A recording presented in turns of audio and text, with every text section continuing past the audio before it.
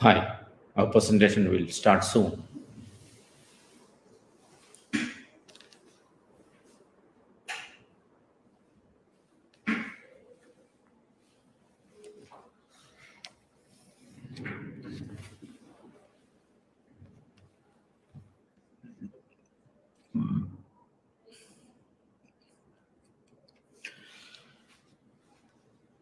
Hi, welcome to my presentation today.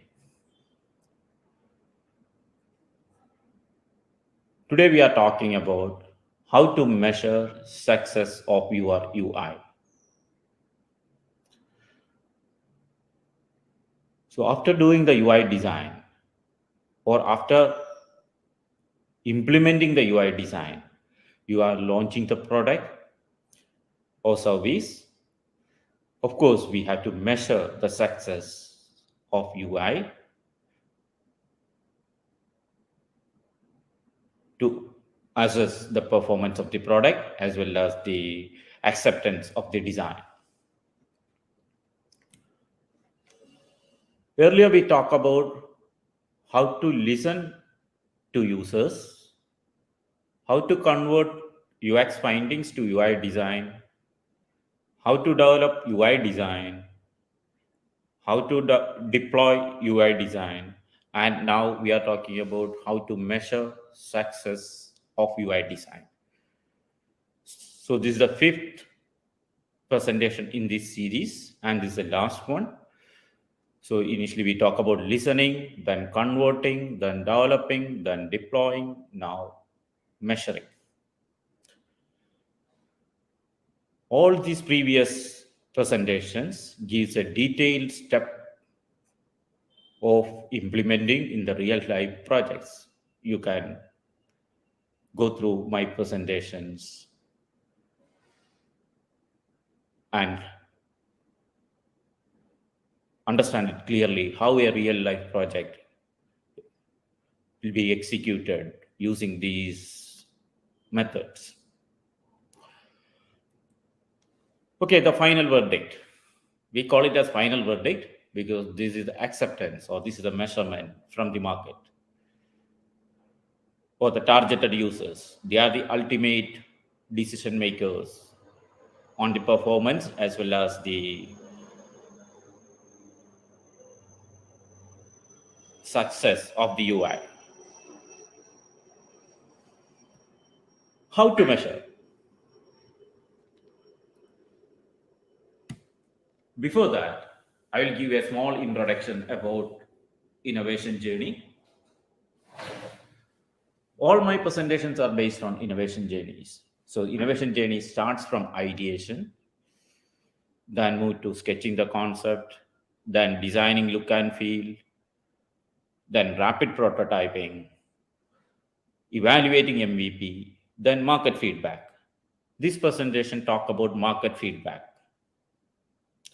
So we already had a detailed discussions on sketching, designing look and feel, prototyping, and MVP. Now we are talking about market feedback.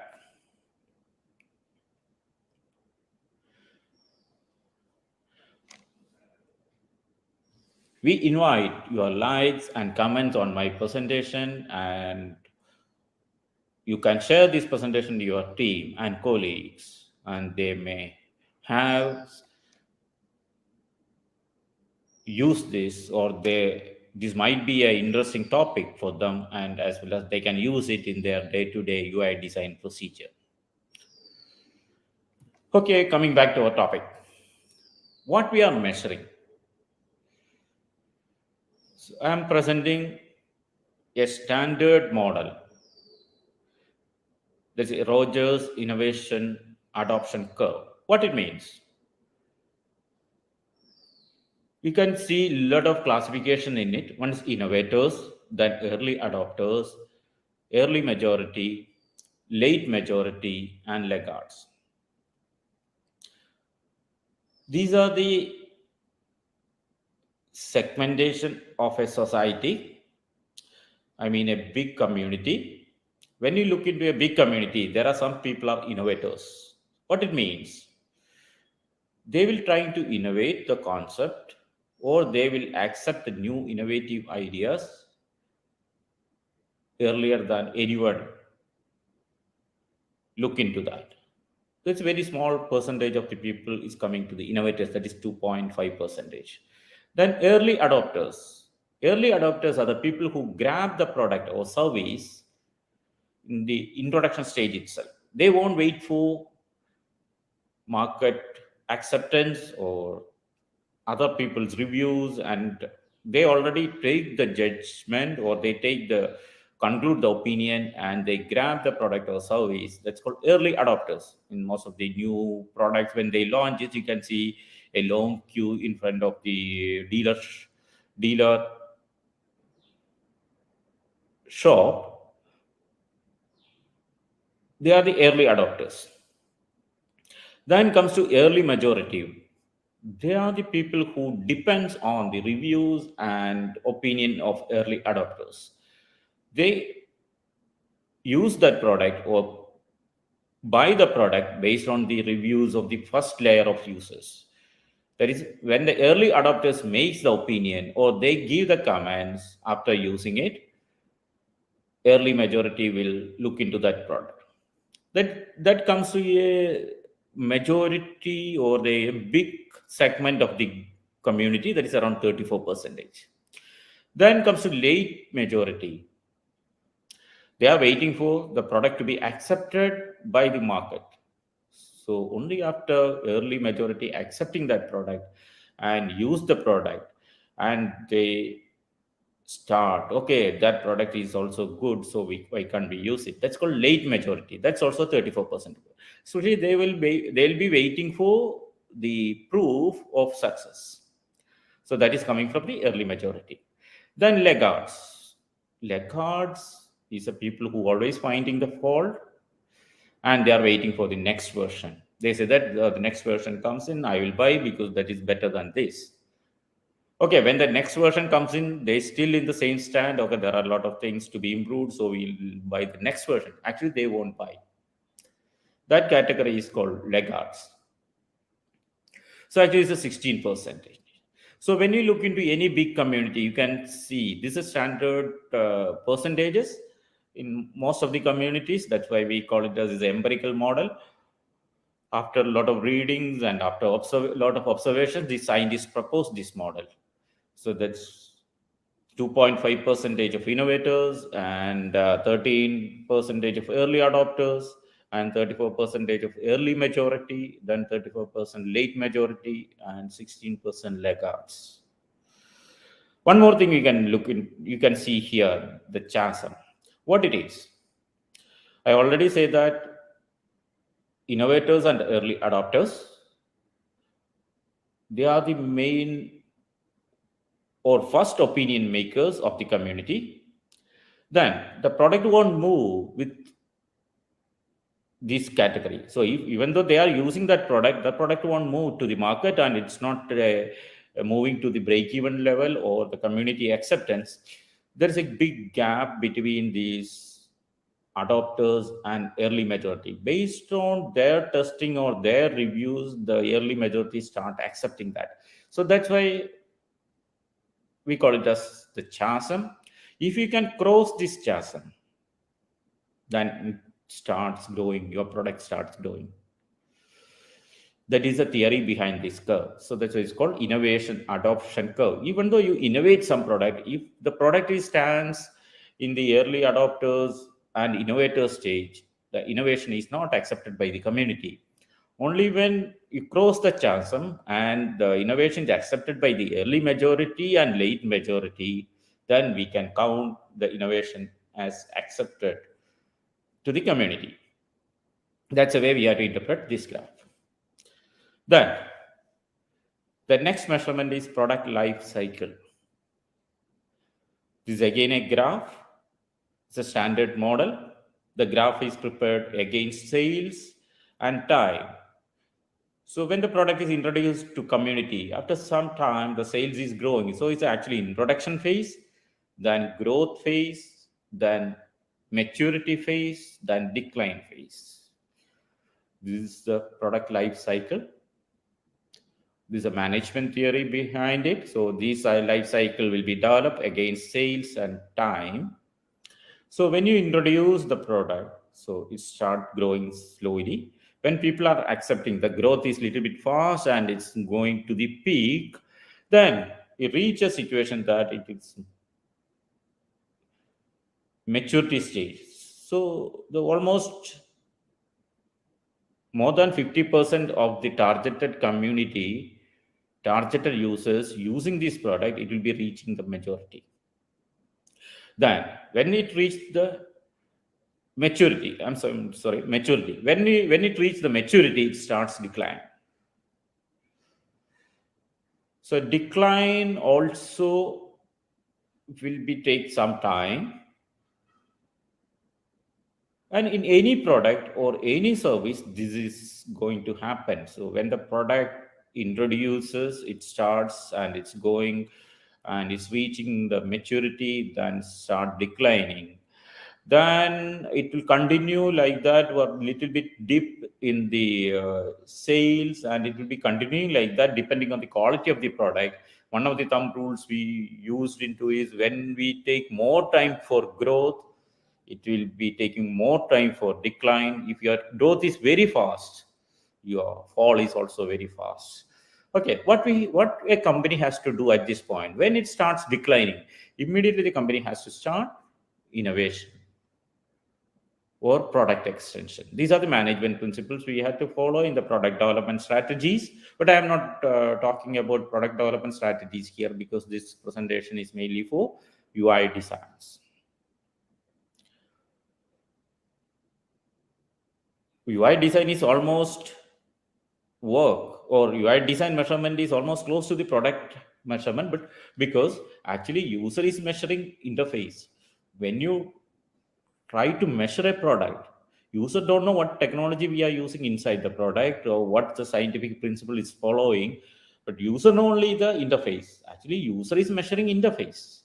So that's why the UI design measurement is very close to the product design measurement. Anyway, there are strategies are different to introduce new product or product extensions or going for new versions. These strategies are different. That's why I'm not going deep into that strategies. Anyway, when the decline starts, you have to start innovation. This is a fact for B2B companies also. Think about, you have only one client, you are servicing to that client. So when you introduce to that client, or maybe you are introducing a new method or new service category, it will start the after introduction phase is start growing. It will give a good sales within that client. Then it reaching a maturity level, then it starts declining. That client, the sales to that client will start declining because there are a lot of other competitors will comes in with their new ideas, new methods. The client will look into that also, and it start declining, and it will run in the break even for a long time. If you are not innovating your service, or you are not introducing new concept to that client, you may think that you are introducing or you may be innovating, but from the client's perspective, you had to innovate. You had to come with new services.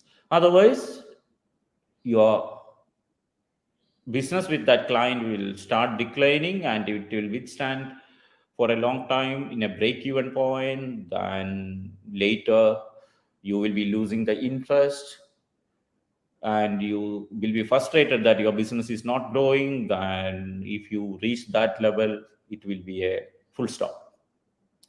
So that's the way it works. The product life cycle works in the B2B as well as in B2C category. In B2C, we will be measuring it from the total community, or in B2B, you can measure it from individual client. Anyway, the introduction, growth, maturity, and decline phase will be there for any product or any service you are working with. Then what we suggest, you have to compare these two graphs, that is innovation adoption curve and product life cycle. It gives almost same shape, almost similar shape. You can see that that curve is almost similar. So you have to compare between these graphs. One is measured from the user's point of view, another is measured from your sales. Then, when you merge these two graphs, you can say that product life cycle and innovation curve.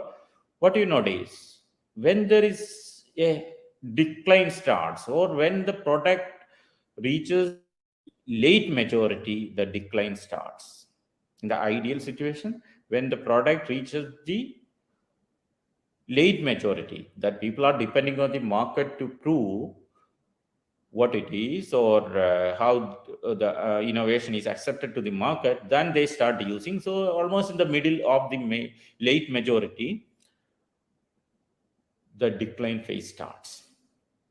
So if your product is in the late majority, that's the right time to start extension as well as new versions. So even though you are in one client, that's a B2B category, you feel that this already reached maturity, then immediately you have to start offering new services or new additions to client. Then only you can take it from there. Otherwise, your sales will go down and keep in the break-even point. Okay, we will explain how to measure these points. So, from these observations, from these correlations, you can find that when we had to start version 2, that is at the time of when your product reaches late majority, you have to start next version. Then next version also having these growth stage, maturity stage. When it reaches the late majority, again you have to develop next versions. The cycle goes on, V1, V2, V3. So what is happening? Your product starts, then early majority, then late majority, then immediately you already start the next version when it starts with the early majority that you can see. So that growth or that reached when the first version reaches the late majority, the second version reaches the early majority.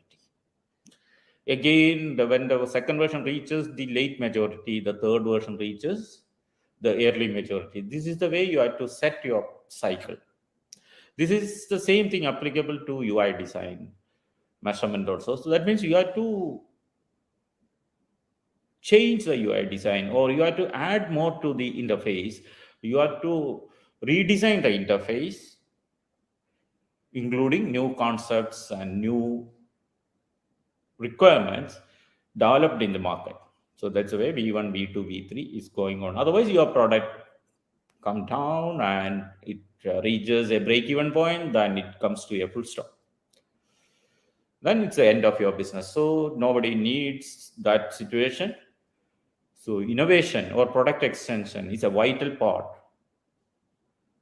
in UI design. So this is the important point we have to measure. Then come to how to measure. So I already explained that there are different categories, that is innovators, early adopters, early majority, late majority, and laggards. We have to measure the users of your product, which category they are in, or presently which category of people is using your product. For that, first we have to develop the scales. The scales are based on some psychological questions. The questions are developed based on human attitude, and we can ask this question to the user. User will respond to that questions. Based on the response, we can measure that the user is having the innovator attitude, or early adopter attitude, or early majority attitude, late majority attitude, or laggards. So it's a part of questionnaire development, mainly based on the psychological principles of attitudes. While you apply this questionnaire to community, you can calculate the attitude of the respondent. Then what we have to do? After developing this questionnaire, these scales, you have to go to targeted market, because your product is targeted to a particular market, particular geography or demography. You have to go to that market and measure the attitude of users, attitude of your users who is using your product, because your product is already launched. Only after that we are talking about measurement. Whatever you interacted with users earlier than this is for the development, ideation process, or look and feel, acceptance. Actually, they are giving ideas or they are giving suggestions to conclude your design and develop the product. Now we are measuring with the real users who is using your product. So after the launch, you have to do that and measure the attitude of your customers or users. Then what is happening? Compare with the adoption curve. So whatever you got after screening or after discussing with the users with the questionnaire, compare with the adoption curve. Analyze to find with whom the product is. That who is the user, majority of the user using your product. Whether the product is using by the early majority, people have the early majority attitude, or the product is used by the late majority attitude or the innovators. So this is what we are measuring at this point. So talk to your users. At the same time, analyze their attitude and conclude that your product is in the hand of this particular category and find which category is using it more. That means the product, if you think that the 90% of the people are the users of your product is from early majority, then your product is in early majority. If 90% of people of your the product who is using your product is in late majority, that means your product is in late majority. That way you have to conclude. Then how to measure the product life cycle. So this is based on data, that is sales and time. So you have to look into the sales figures, whether it is growing up,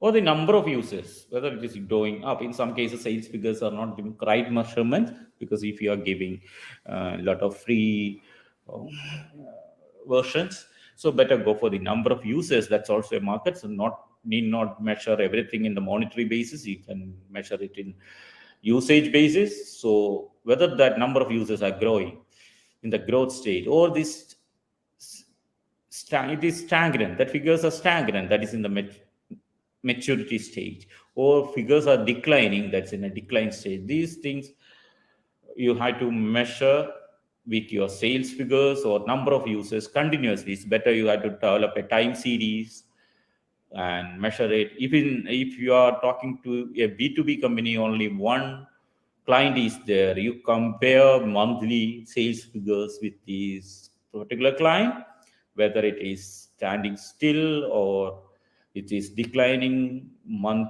by month or quarter by quarter or year by year. You have to conclude in such a way that it's in decline stage or in the development stage. Then find the percentage of targeted users who is using the product. That's the first step. Then analyze the growth. Analyze sales or usage growth. If the growth is negative, you have to conclude in such a way that product is in decline stage. At any point, it can be negative. So whenever you feel that the growth is negative, the product is decline stage. Then how to correlate this negative growth? We analyze from the product life cycle with the adoption curve. At any point, it can be negative growth, as I said earlier, at any point. So if you find the negative growth at the innovation stage, your product is in the innovator's hand, that means that your product is not entering to the market properly. Just 2.5% is using that, and showing the negative growth, you failed. Your product is failed. Also, your interface is also failed. That if the negative growth is showing at the early adoption stage, so maybe the positive growth shown in the innovator stage, then the early adopter stage, the people grab the product while in production, but they are not using it. That's happening in the most of the companies. That's the biggest point of failure. So people will grab the product. It's very easy to sell a product, but whether people are using that product or not, that is a point. When early adopters showing the negative growth of usage or sales, your interface is failed. If That is again a growth phase. You are crossing the chasm, then you are moving to early majority. This point also you can expect negative growth. If the usage is showing negative growth in early majority, you can feel that okay, product is almost introduced, little bit accepted to the market, but it's working okay, it's performing okay, that's all. There's a negative growth is happening in the early majority. That means you can't make profits out of this, but it will be run in break even, that's all. Then if the negative growth is happening in the late majority stage, you can conclude in such a way that your product is successful. Because late majority should show the decline phase, and you already got your ROI from the early majority, then the late majority starts using it. That's addition to your profits. Or it's called, we can conclude that this is a successful phase of the product. Then need not look into the laggards, they won't use it. This is the way you have to interpret the negative growth when we conclude or when we correlate with innovation adoption curve. So one thing we have to conclude, whenever you see negative growth, that is a point you have to start next version or extension of product. You may be seeing the negative growth in the introduction phase. You may be seeing the negative growth in the growth phase. You may be seeing the negative growth in the maturity phase or decline phase. And when compared to the users, immaterial of the type of users you are using, whenever you see the negative growth, you have to start next version or extension of product. Otherwise, what is going to happen? You will be in a complete decline phase, and it will be run in the break-even level for some time, then out from the market. Your market shares will be grabbed by competitors.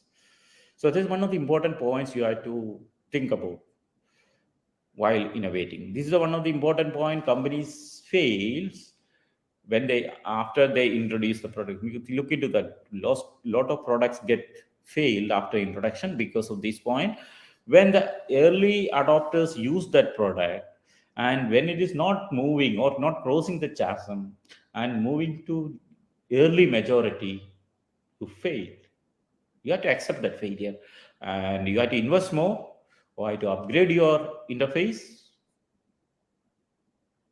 Think about a lot of introductions from the mobile markets, automobile markets. It's happened the same thing. Every company faced this situation. A lot of failures happen to every company. But when you analyze this is the problem. The introduction was very great, and people start, the early adopter starts using it, but it's not crossing that chasm. Immediately you have to invest more and move to the next version. We only big companies or people are ready to invest more. You have to analyze it, and you should vision to introduce new versions and analyze the market, get the feedback from the market, and introduce new UI and new product. Then only you can move the market. Otherwise, day by day you will be out from the market. This is one of the important points. Then I hope these points are very clear to you and very interesting. How to measure, maybe as a UI designer, whatever I explained may be new to you, because this measurement is mainly focused to the product designers. But why I am saying that this is important to UI designer is, as I said earlier, user is measuring or user is giving feedback to interface, not to product. They don't know how the product works. Look into a car. Oh, look into anything in a microwave. They don't know what technology is there inside. They are least bothered about it. They don't know what it is. So actually, user is giving feedback based on the interface. What is the interaction with the user to that product? That's the way user is giving interface. That is an important point which measures the product failure. In turns, it's a UI failure. So what are the takeaways? Measure from targeted market, measure innovation adoption, measure usage or stage growth, then start next version at right time. Don't measure or don't conclude with your own intuitions. Go to targeted market and measure. What do you have to measure? Measure the innovation adoption, whether that your new concept or your new version is moving from innovators to early adopters and early majority than late majority. That is, measure that adoption and measure the time for that adoption. If it's taking too long, maybe 10 years, then it's very hard to make break even. So better to have at least the right time. As a thumb rule, it will be around 2 to 3 years. If it's more than that, it will be you are going to a dangerous situations to be your product should adopt or should reach the early majority by first year, after while you reach first year, and late majority while you reach the second year. That means closure of the second year, you have to reach the late majority. So the 2 years is the right time for any product to be break even. So measure this innovation adoption against the time and measure usage of sales growth in between. So you have to measure that. Whenever it shows decline, if the decline is in the late majority, that's a good sign. But when when it is showing decline, negative growth in any of these adoption stages, you have to look into that. You have to innovate, or you have to change the versions, you have to change the UI, introduce new product or new service or product extension. There are a lot of strategies for that. So continuous measurement of the market is important. Then decide and start the next version at the right time. That is also important. Otherwise, you won't be sustainable in the market. Your interface is not sustainable in the market because technology or market or the user knowledge, everything is growing very fast. So you have to change your interface, you have to change your communication, you have to change the approach, or you have to change the strategies in synchronizing with the change of the community. So only when the targeted community accept your interface, then only you can say that your design is successful. Otherwise, you can claim that I have a great design, but commercially that is not. Only when the targeted community accept your designs, accept your interface, you can say that your design is successful. Thank you so much. And as I explained earlier, we completed the phases like how to listen to users, how to convert UI findings to UI design, how to develop UI design, how to deploy UI design, and now I completed how to measure the success of UI design. I hope this presentation is very fruitful to you, and you can share this presentation to you and any of your colleagues, and hope your comments and feedbacks. Questions. You can ask any questions in the comment box. I will answer. Also, if you need a one-to-one discussion with me, you can scan this QR code and fix a schedule. I'm happy to discuss with you. Thank you again.